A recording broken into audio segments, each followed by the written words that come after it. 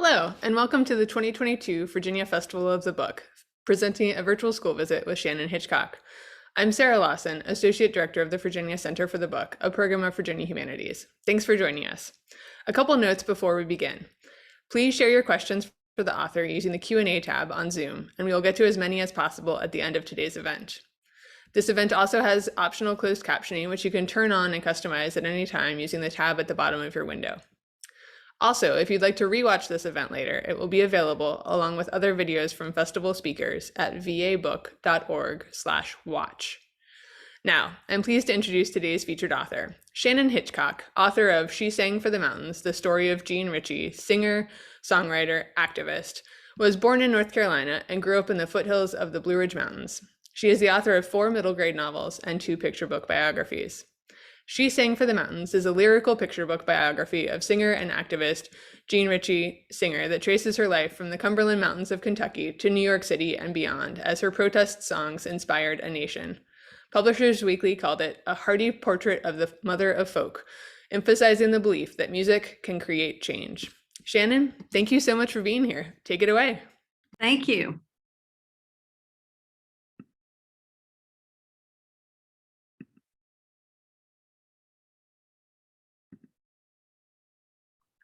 All right, can everybody see? Let's hope so. I am the author of the Storytellers series, and I'm going to tell you a little bit about those books. They are illustrated books, picture book biographies, which means they are books about an actual person who lived. The reason they're called Storytellers is because each book in the series explores a different way to tell a story. The first book is called Saving Granddaddy's Stories, Ray Hicks, the Voice of Appalachia. Ray was an oral storyteller, and what that basically means is he was not reading his stories out of books. He was telling stories that had been handed down through his family for generations, and sometimes he made up stories of his own. The stories that Ray is most famous for telling are Jack tales. A good example of a Jack tale would be the story Jack and the Beanstalk. The second book in the series, She Sang for the Mountains, the story of Jean Ritchie, singer, songwriter, activist, is about a ballad singer. And a ballad is really just a story set to music. So Jean was telling her stories through music. The third book in the series will be coming in September, and that book is called Story Quilts. And it's about how Appalachian women told stories through the quilts that they sewed. And at the very end, I'm going to let you in on a secret. There is a fourth book. I just signed the contract for it last week, and I'll tell you what that book is going to be about. So we're going to be looking at the different ways that people have shared stories. A little bit about how I became a writer and a storyteller is when I was a little girl, my favorite thing to do was have my mother read aloud to me. This is a book that is a little bit worse for wear. It was my favorite book. It was full of fairy tales. And you can see on the cover, there is a giant beanstalk and the boy Jack. And I think that's why I was drawn to writing about Ray Hicks, is because Jack and the Beanstalk and Jack tales were his favorite stories too.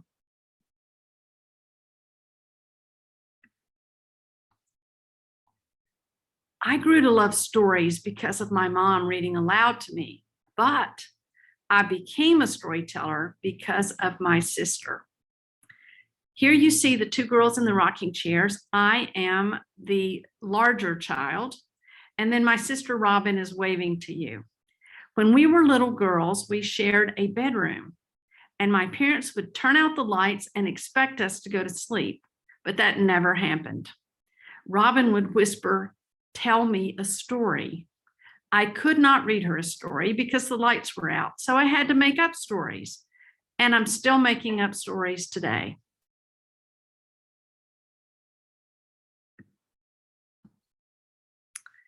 I live in Asheville, North Carolina, in the mountains. And because of that, I'm very interested in Appalachian culture. I like to read about it. I like to write about it. I think we live in one of the most beautiful places in the world. And I'm surrounded by this kind of beauty every day. And it's why I'm drawn to Appalachian stories. The illustrator for my books is Sophie Page. Sophie is a mixed media illustrator. She crafts her images in 2 and 3 dimension out of paper, clay, fabric, and wire. So as we go through, we're going to look at some of Sophie's illustrations, and I want you to notice how unique they are. I really think they add a wonderful flavor to the books.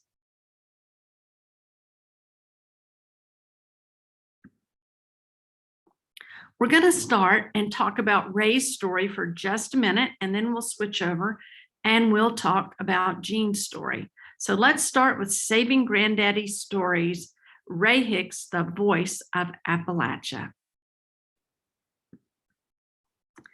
A picture book is really a marriage of words and art. I am not an illustrator, so it's always a lot of fun for me to write the words and then see what Sophie is going to do with my words, to see how she is going to illustrate them. So this says, Granddaddy started his stories by saying, "Now Jack." Same Jack as Jack and the Beanstalk, but mountain folks changed him to fit their way of living. Their Jack was a poor mountain boy. Their Jack lived in a log cabin, worked hard farming, traded his cow for a magic bean because he was starving. When somebody tells a story orally, it's never the same, exactly the same, any 2 times. They can make it longer, they can make it shorter, they can add details, they can take details out. It's really interactive with the audience and based on how the audience is responding to the story. And the same thing happened with the Jack Tales. When the first settlers came over to the Appalachian Mountains, they brought the Jack Tales with them from the British Isles, from England and Scotland and Ireland. But over time, these stories evolved. So Jack, all of a sudden, he became a poor mountain boy and he was living in a log cabin. The story changed to reflect the way they were living in the Appalachian Mountains. These books make really fun read-alouds, but they're also about some serious topics. Ray's family was very poor, and he often didn't have enough to eat. Ray Hicks grew up among the shimmering peaks and coves of the Blue Ridge Mountains, but times were hard. Ray often went hungry. Mountain folks said their bellies were eating their backbones. Ray kept from starving by picking wild berries, gathering chestnuts, snatching a turnip from a neighbor's garden.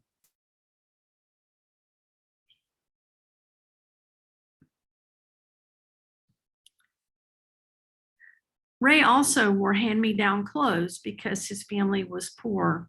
When his older brother would outgrow his clothes, they would get passed down to Ray. The only problem was Ray was taller than his brother and a lot skinnier, so they often didn't fit very well. Ray wore hand-me-down breeches as wide as a creek and short enough to wade across it. On the 3-mile walk to school, they swung from side to side. The other kids called him Old Wide Pockets. That must have hurt Ray's feelings. I think we can all agree it's never a good idea to make fun of somebody's clothes. These books are also full of history.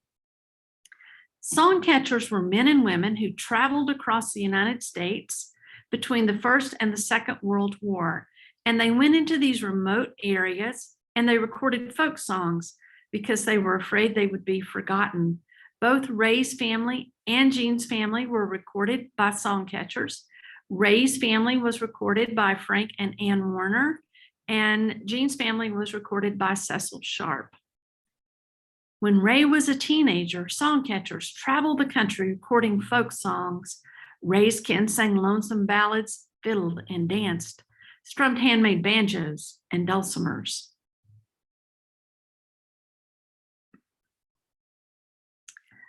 Ray was a white man from Appalachia.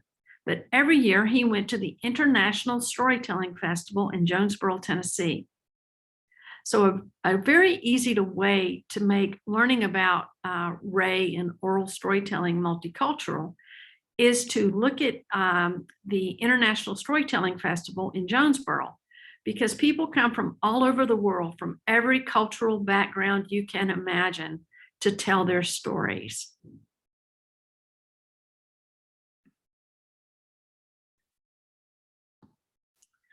Now let's talk about Jean's story. She sang for the mountains, the story of Jean Ritchie-Singer, songwriter, activist. One of my favorite things in the illustrations is the way that Sophie made the dulcimer. The dulcimer is a musical instrument you see there on the cover.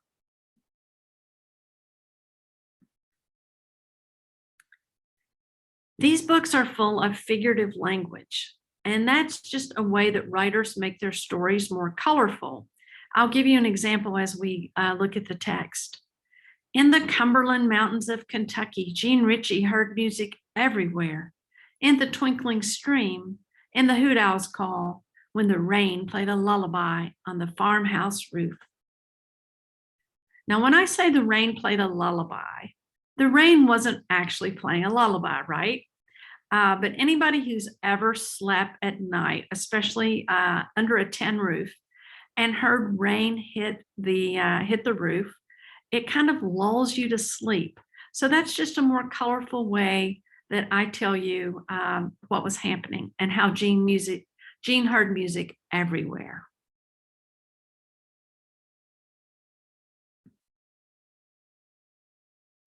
Another theme that is running through Jean's story is about how life always changes and you can't really stop it. Nothing stays the same. Jean grew like a sapling and life in the Cumberland Mountains began to change. Rumbling cars replaced rambling walks. The roar of radios replaced the strum of strings. A heavy feeling hung over the hills. Jean wished she could turn back time. Her brothers and sisters left home one by one. Finally, it was Jean's turn to go. Where do you suppose she went? We're going to turn the page and find out.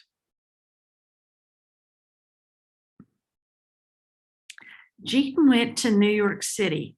She got a job at the Henry Street Settlement House, and she became a social worker. Jean taught the songs of the hills to the children of the city, songs that had echoed through the mountains for generations. Her clear lilting voice caught the ear of a song collector. He recorded her ballads for the Library of Congress and introduced her to folk singers who harmonized and protested. So here, this is another favorite thing of mine that Sophie crafted. She's got small pictures here of Woody Guthrie, Pete Seeger, Carl Sandburg, and Doc Watson. These are some of the people that Jean had the opportunity to perform with. And these men often sang songs about things that they thought were wrong in the country, things that needed fixing. And they influenced Jean. They influenced what she wrote about.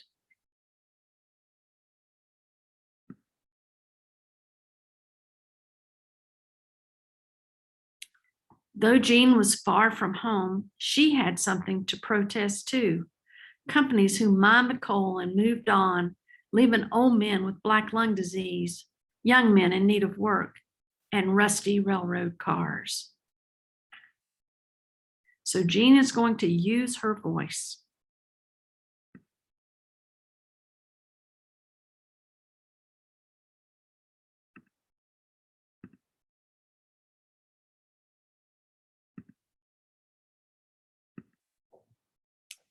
Sorry about that. Jean raised her voice and sang for the mountains. I was born and raised in the mouth of the Hazard Hollow. Coal cars rambled past my door. Now they're standing in a rusty row all empty, and the L&N don't stop here anymore. The L&N was the local railroad. And anytime when you're reading this book and you see words that are inside a box like that, those are actual lyrics from songs that Jean sang. And my publisher got permission to use these lyrics. If we hadn't, that would not be fair, right? That would be plagiarism. So we had to get permission. Jean published her protest songs under the name Fan Hall. She believed a man's music would be taken more seriously. That's a sad commentary on the time that Jean lived. And honestly, there's some of it still today. So I think we can agree that it's not fair to treat somebody differently because of their sex or their gender.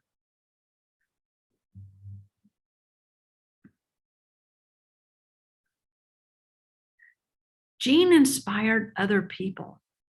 The coal companies started strip mining, digging and blasting into the mountains. It poisoned the water. Again, Jean raised her voice and sang for the mountains. I come from the mountains, Kentucky's my home, where the wild deer and black bear so lately did roam, by the cool rushing waterfall, the wildflower stream, and through every green valley there runs a clear stream. Now there's scenes of destruction on every hand, and only black waters run down through my land. So what happened was, other people heard Jean's song, Black Waters, and they locked arms and they stood in front of coal trucks and bulldozers, and they sang for the mountains just like Jean.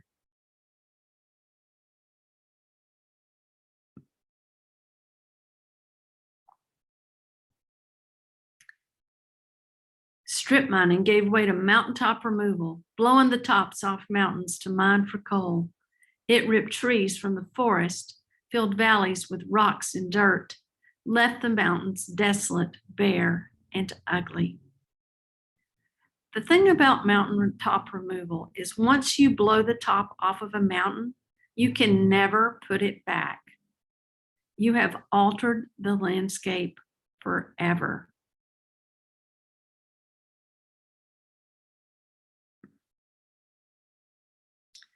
At the beginning of this book, we see Jean as a little girl who heard music everywhere. In the middle, we see her in New York City, and we see her performing and writing songs. Here in the end, we see her still performing, still writing songs. It's a story of perseverance, because sometimes the changes that we want to see happen slowly.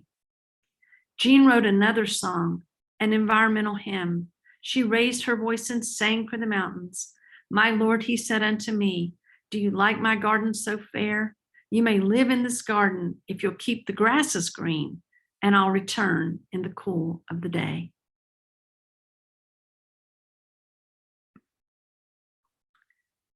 So the takeaway from both these books is I hope you identify with Ray Hicks and realize your family has stories worth sharing too. Talk to your parents, your grandparents, family friends, aunts, uncles. Ask them to tell you stories about when they were growing up. And I hope Jean's story will inspire you. Every one of us have talents, we have abilities, and when we see something wrong, it's our responsibility to speak up and to say so.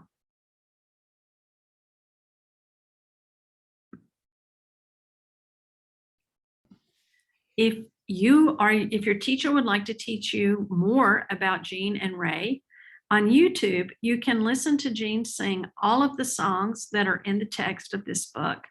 And you can also watch Ray tell stories. I warn you beforehand, he has a very thick Appalachian accent, so you have to listen carefully.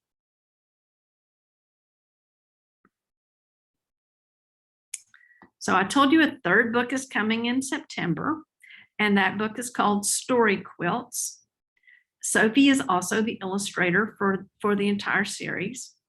And I just signed the contract for book 4, and it's called Of Words and Water, the story of Wilma Dykeman, writer, historian, environmentalist.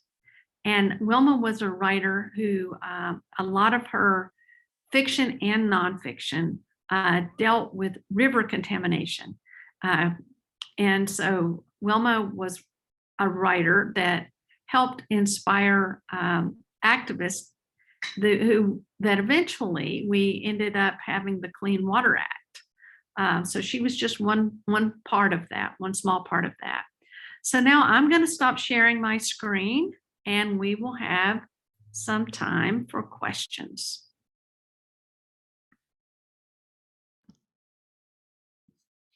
Thank you, Shannon. That was wonderful.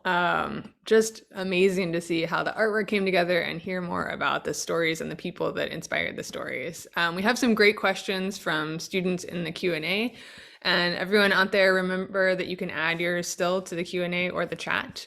We'll start with a question from Mrs. Grissom's second grade class, who would like to know, do you sing?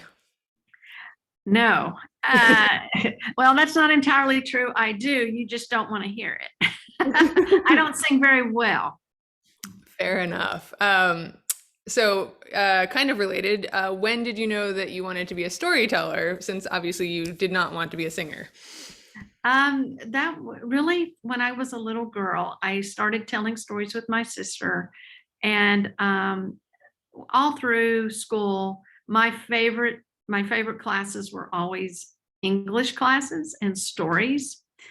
And but when I really decided I wanted to write children's books was when my little boy, my little boy is now 28 years old, but when he was a little boy and I used to read books to him, I started thinking that I wanted to write books of my own. Very good. And when did you actually start making books, is a question from Miss Jackson's class.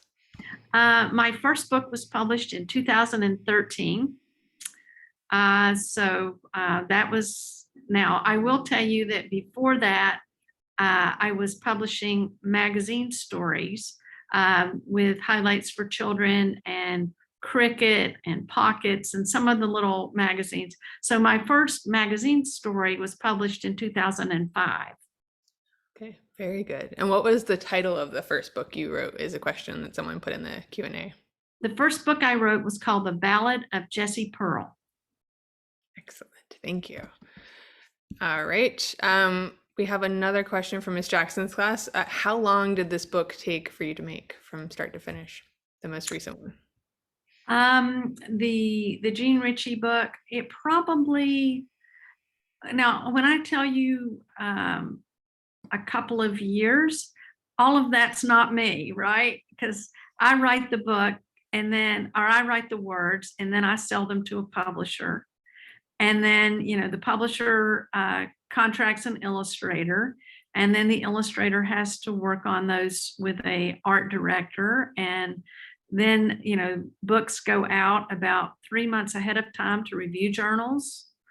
And then, well, before all that, they have to be printed and they go out to review journals, and it's just a long process. But I'll tell you what takes me the longest is the research, because although these books are illustrated and they're short, I have to know a lot of information. And then I have to figure out how to condense that information and make it fit onto 32 pages and make sure that I've given the illustrator something to work with on every one of those pages. So the hardest part for me is I know, and when I do all this research, I want to tell you everything I know, and I can't do that. I have to find a theme, and I have to make sure that every spread, goes with the theme. Excellent. And that hits on another question from Mrs. Grissom's second grade class, which is, how would you define the themes of your books, the series overall? They've been learning about themes in their class, and they're curious to know what you think. Well, the overall theme is the different ways of telling stories. That's the overall theme of the series. Because, we've looked at oral storytelling, we're looking at ballad singing, we're looking at crafts, how people told stories through quilting. Then we're going to look at an actual Appalachian author, so writing a story that is published. And there may be other books to this series, and I've thought about maybe doing one about food, how we tell stories through the food that we grow and make for our families. I've thought about maybe doing an Appalachian poet and talking about, poetry. So the overall theme is different ways to tell stories. In Jean's story, I think the overall theme for that book is perseverance, because Jean was upset about the way the mountains were being, the landscape in the mountains was being altered by coal mining. And she, throughout her long life, continued to advocate for change. And, it's still something that's ongoing. We're still, grappling with that. So it's really about how change happens slowly, and that it takes a lot of perseverance, and, you can't lose heart. That's wonderfully said. Thank you. We have a question from Kimberly, who is curious to know what inspired you to write about the specific people that you chose to write about? Honestly, adult biographies. I love biographies. And so I read an adult biography about Ray Hicks. But the reason I the reason I read that biography in the first place is because I went to college at Appalachian State University in Boone, and that is close to where Ray lived. And when I was in college, Ray was named a National Heritage Fellow by the National Endowment for the Arts. And so for a lot of my professors, that was a big deal. And I remember us talking about it in my college classes. And so that's why I was interested in him, because of where I'd gone to college and because I knew about him. And then when I happened to pick up an adult biography about him, I was like, ooh, I'd like to tell this story for children. And then when I was, I researched far and wide. So I was researching Ray, and I ran across Jean. And I thought, oh, there's an adult biography about her. In her case, it was an autobiography. And it's called Singing Family of the Cumberlands. And I thought, oh, I want to read that. And then I read it and I thought, oh, I want to write about her too. So that's kind of what happens is I read this stuff, and then I start thinking about ways to perhaps tell the story that I'm reading as an adult to children. That's awesome. Thank you for doing that. All right, we are almost at time. So we have one final question, actually a two-parter. But from Mrs. Kidwell's class, they would like to know whether it is difficult to write a book, and also what is your favorite book? Yes, it is very difficult to write a book. And I don't think books are ever written, they are rewritten. And I have so many drafts of these books that you see on my computer. There may be 25 before I finally think this is, good enough to show to my agent and to my editor. And I will tell you that book that I then think is wonderful, they will have so many changes. I recently got the changes for my fourth book that's coming, of Words and Water. And I spent a day saying, I can't do this. I don't know how to fix this. I can't do this. But the good news is, because I have several published books, I know that I can do it.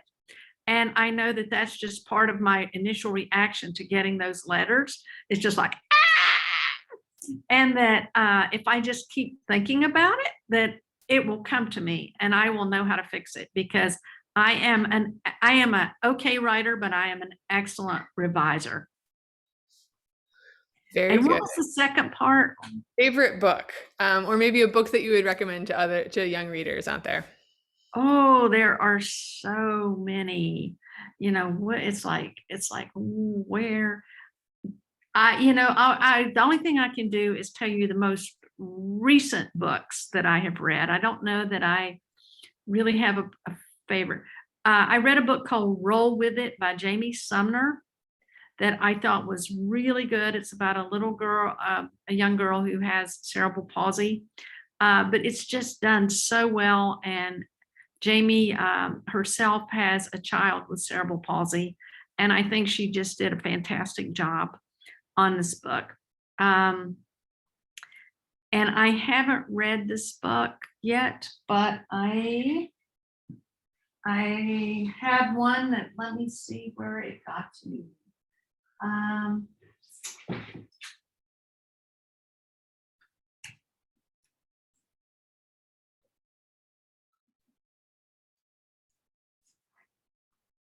I told you I love picture book biographies.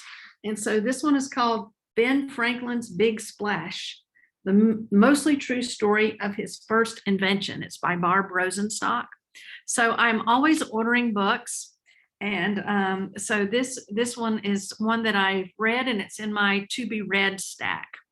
So, but I can tell you that everything that Barb Rosenstock writes is awesome. She is one of the authors that I study. I study her book like as her books as mentor text, because I think she is the queen of picture book biographies. And so I would recommend anything that she has ever written. Wonderful. Thank you so much. Thank you, Miss Hitchcock. We have enjoyed this so greatly. Thank you to everyone who has tuned in. I'm so sorry that it is time to wrap things up, but this has been fantastic. We hope that you will also visit vabook.org to explore the full schedule of upcoming Virginia Festival of the Book events, including another event with Miss Hitchcock later this month.